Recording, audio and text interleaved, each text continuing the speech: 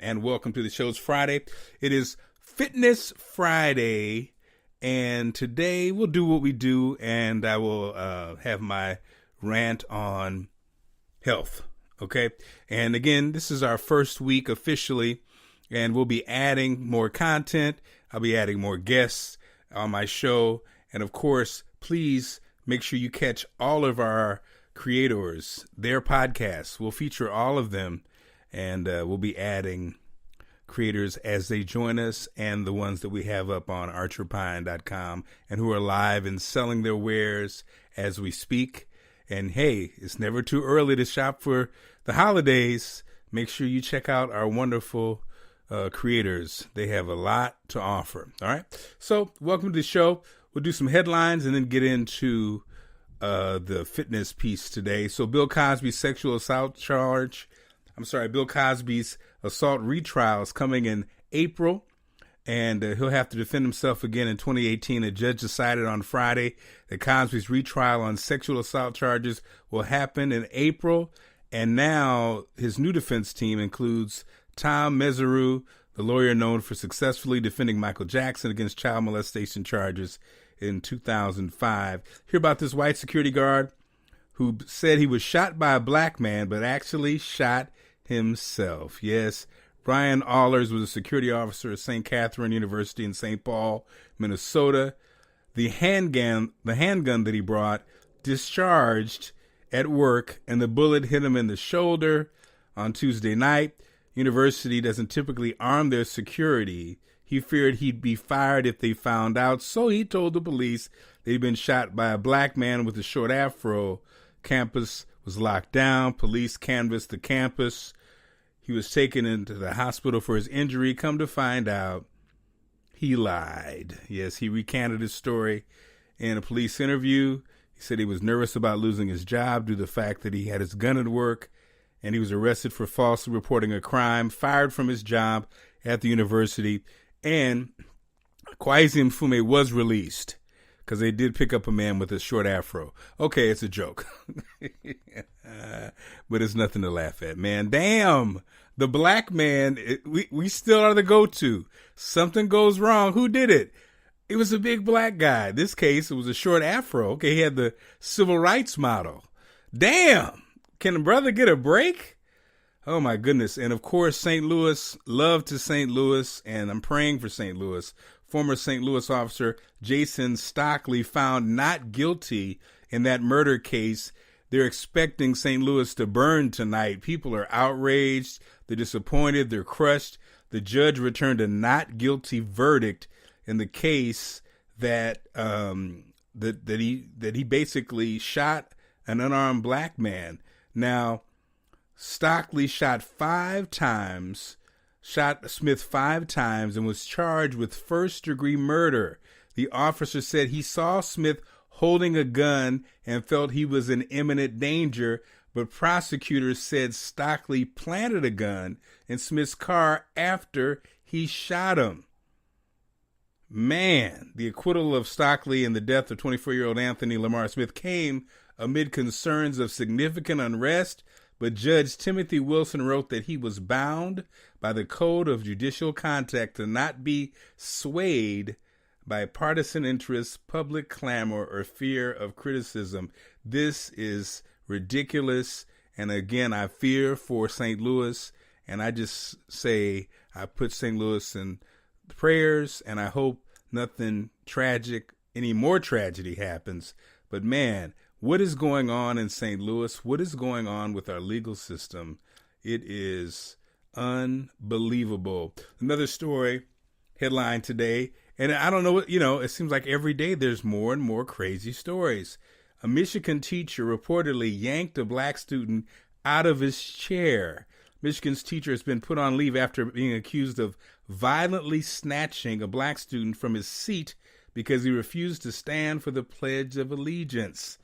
The TV station reports the sixth grader, Stone Chaney, was sitting in his homeroom class at East Middle School in Farmington Hills in his first week at the school when he was grabbed from behind by the teacher.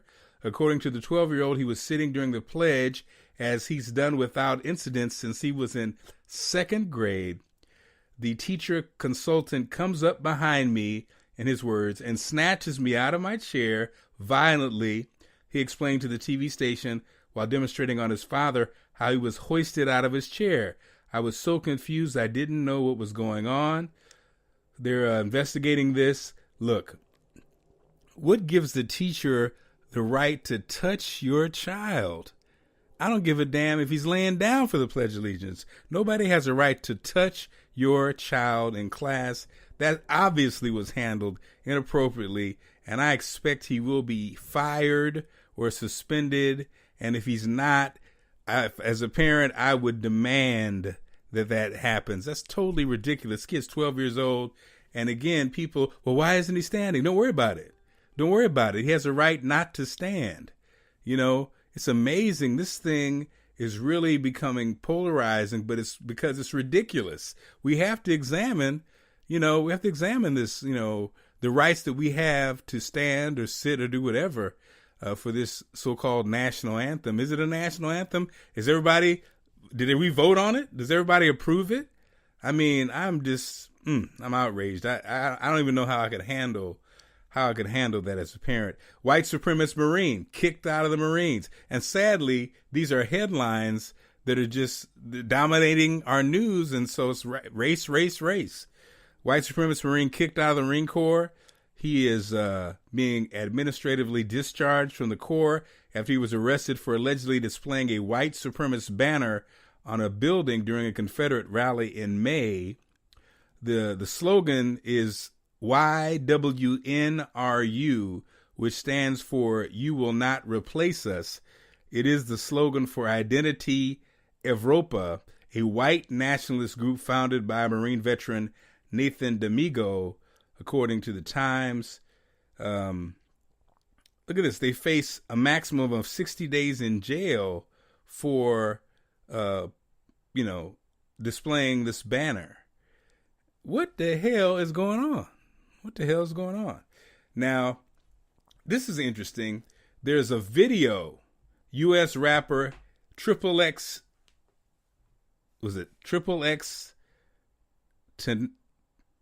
XXXTentacion has provided a storm online after releasing a controversial music video in which a small child is hanged on screen. And obviously he's trying to get attention. But do you remember Public Enemy used to hang a Klansman during their concert? I never forget. It was quite an iconic moment. Public Enemy performing in Charleston, South Carolina, King Street Plaza. I never forget it. And they actually, did this thing live where they kind of lassoed a Klansman and hanged him, and he was swinging across the stage. It was crazy. And I mean, that definitely is art. I'm sure people were offended. Well, the fans weren't offended back then, but again, now a little white child being hanged in the video. Your thoughts? I don't even have a take on this. It is a video. I'd have to see it, but again, I can't really justify it. Now, I have to admit, when it comes to videos and it comes to art, I'm probably much more liberal than most from a standpoint of, I believe artists have a right to reflect their art, even if I don't agree with it. So I'll just leave that as that. So it is Fitness Friday as we head into the weekend. Let's have a great weekend, everybody. Now, this new study shows that eating too much of this food increases risk of diabetes. Now, what do you think it is? No, it's not sugar. Most people would say sugar, bread, carbs. No, these researchers from the University of Singapore studied more than 63,000 adults aged between 45 and 74. They followed them for a period of 5 years and their diet, then followed them up to 11 years later. They found that those who ate a large quantity of red meat had a 23% increased risk of diabetes, and those who ate a lot of poultry were 15% more likely to develop the disease. So the red meat includes things like pork, beef, lamb, and poultry includes things like chicken and turkey. The study also investigated the link between dietary hemi iron content in various meats and the risk of diabetes. Hemi iron is present in greater amounts in red meat as well as parts of poultry such as the thigh, which is delicious, which, oh my goodness. They found that the risk of diabetes increased with a higher intake of hemi iron. And so for those who consume red meat, something to be conscious of. Also, it's a twist on the sugar obsession that we have when we're talking about diabetes. And I read that another study that showed the same thing, that red meat and meat in general was a big player in type 2 diabetes, especially contributing to the loss of sensitivity in regard to insulin. And a new breakthrough study shows that it may be possible to reverse diabetes by losing pancreas fat. Now, how do you lose pancreas fat? Well, you decrease pancreas fat by losing weight in general. Calorie restriction that results in weight loss is how it's done according to studies, but not just any calorie restriction. It must be a sharp decrease to a very low calorie diet, according to researchers.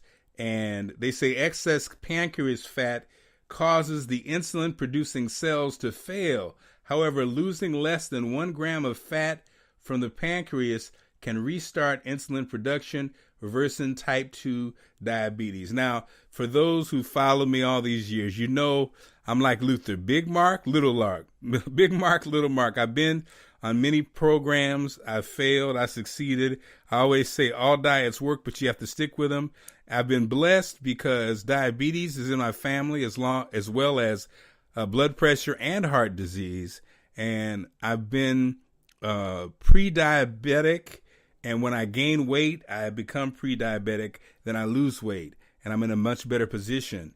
And in fact, the way I've lost weight, I really do believe this is a prime example of this because, I did it through juicing before. I did it through a low-calorie diet, and I saw that my pre-diabetic status, went away.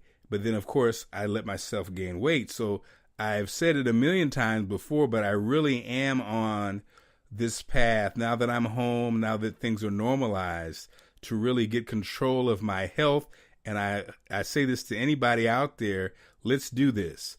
If you don't have type 2 diabetes and you are predisposed to it or you're overweight, let's get out of this space. Let's get to a healthier space.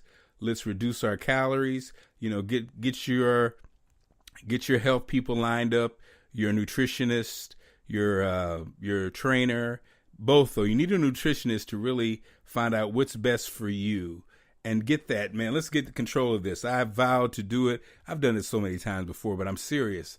At 51, I really am in the last quarter of, I need to quit playing because things can become very bad very quick. So I'm doing it.